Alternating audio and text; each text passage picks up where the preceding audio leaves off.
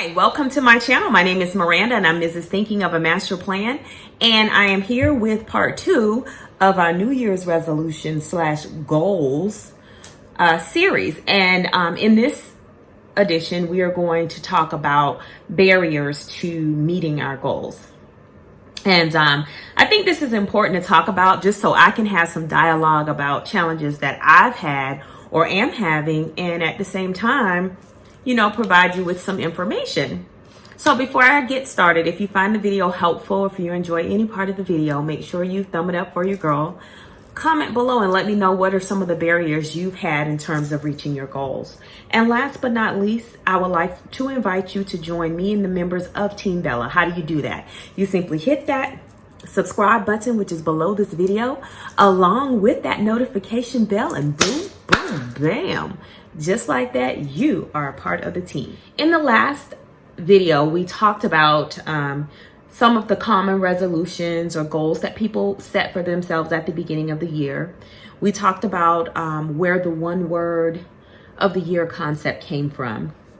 And then we also talked about timing, like how long does it take people before they decide that they're no longer achieving these goals or reaching for these goals.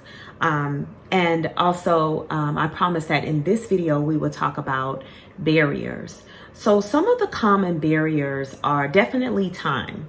So if you let me rewind. So if you set a goal and let's say I want to walk 15 minutes a day, that's your goal.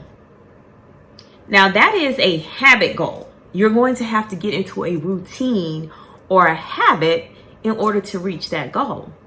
But in terms of, let's say, by the end of the year, I would like to save $1,000.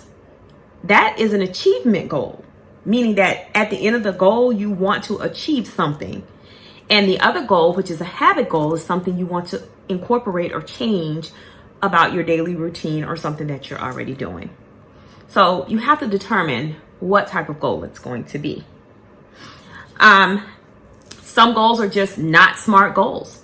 Now, what are SMART goals? The acronym for SMART is specific, measurable, achievable or attainable, realistic, and then the timing on that goal.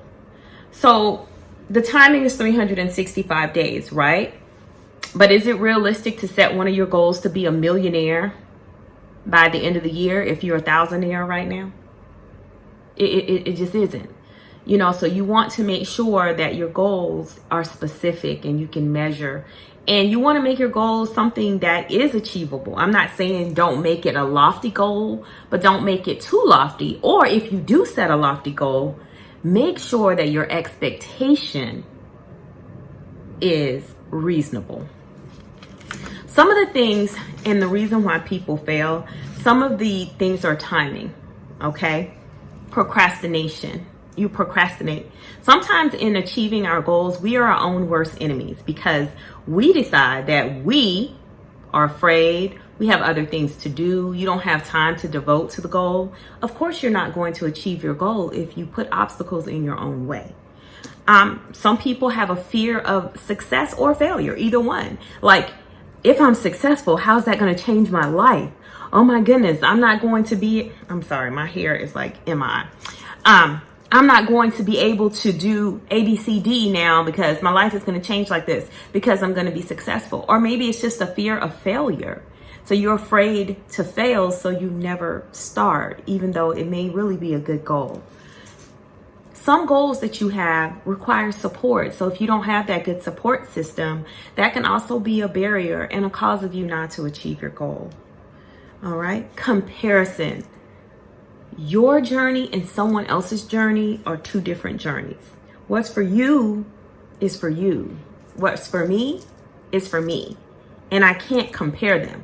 Now, can I take some advice about some things to avoid? Yes. But we may wind up at the same path, but the way we took to get there may look totally different. So remember that. Never compare your situation or your journey to someone else's. And also, self-doubt is the killer of goal achievement. If you don't believe that you can do the goal or achieve the goal, don't set the goal. I mean, it just makes sense. I think losing sight of the goal. So if you have a goal, you can't just write down the goal and do nothing with it.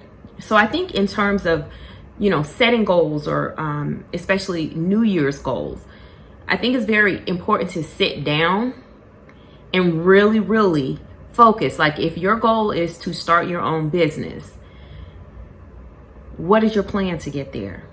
What does timing look like? And you should set timelines for yourself. And it can't just be something you put in your planner and then you just set aside.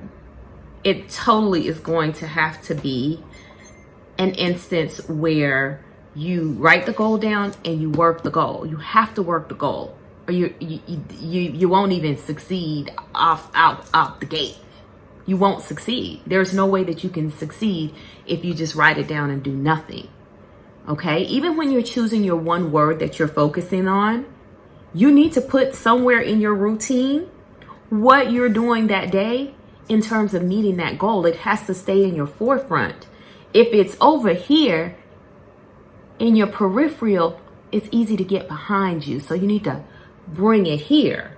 So whether it's a sticky note on your mirror, if it's a routine that you follow daily, or when you self-reflect at the end of your day, you ask yourself, what have I done in terms of meeting XYZ goals? And something else that is a killer of achieving goals is setting too many goals. Do not make yourself a long list of goals.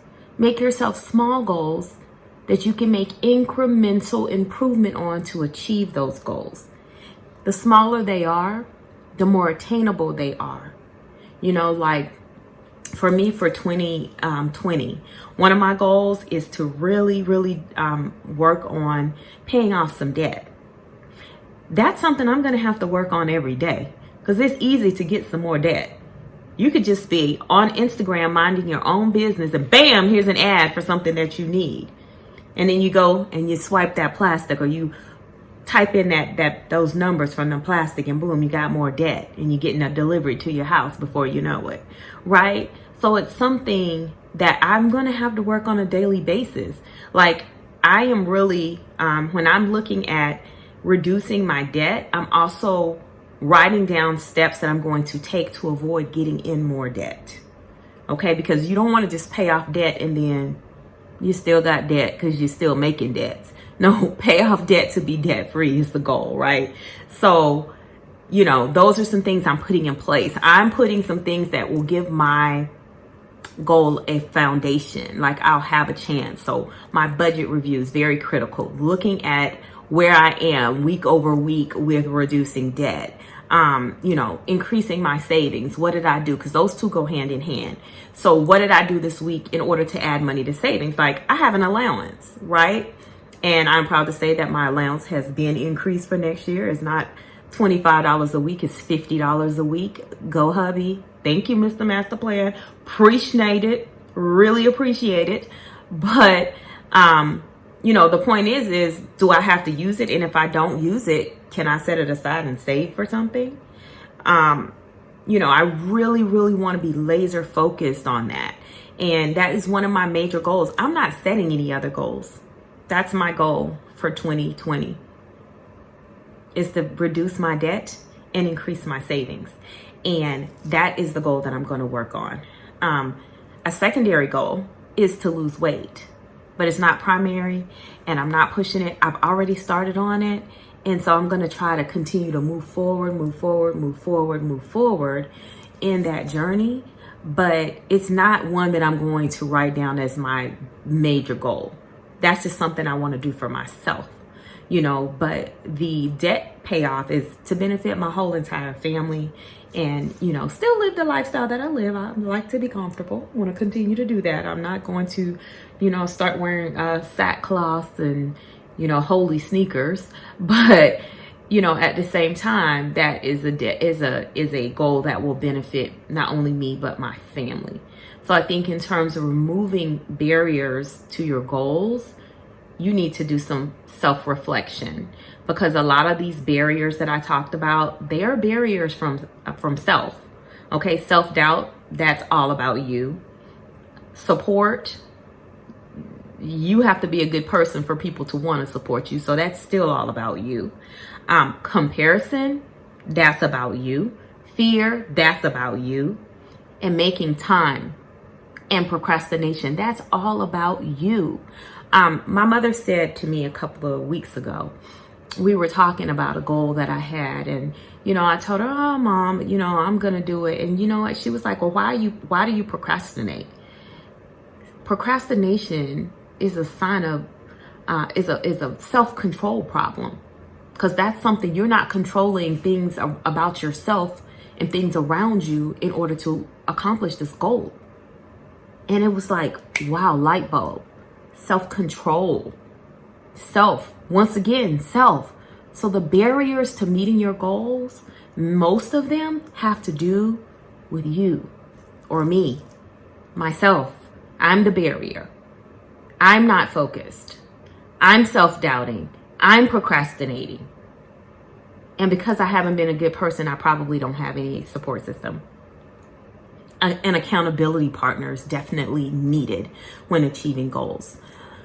So this video, I just wanted to talk about some of the barriers. And one thing I want you to take away is that the main barrier to people not meeting their goals is self. So don't let you get in the way of meeting your own or achieving your own goals. All right, guys. Well, that is what I have to talk about today on goals and barriers to goals. I'm getting ready to really work on me so that I am not the cause of myself not meeting my goals. I don't want it to be, December 15, 2020, and I'm talking about, well, I didn't meet my goals because of me and because of this and because of that. No, I want to be in that 8% that is able to meet and accomplish goals. So think long, think hard about the goals you're setting. And in the next video, we are going to talk about setting ourselves up for success to meet these goals. And that is the final video in the series. I just thought that it was good conversation to have going into the new year. And I certainly hope that you enjoyed the video. Make sure you thumb it up. Comment below what are some of the barriers you've encountered. And last but not least, don't forget to subscribe to the channel. Ciao, bella.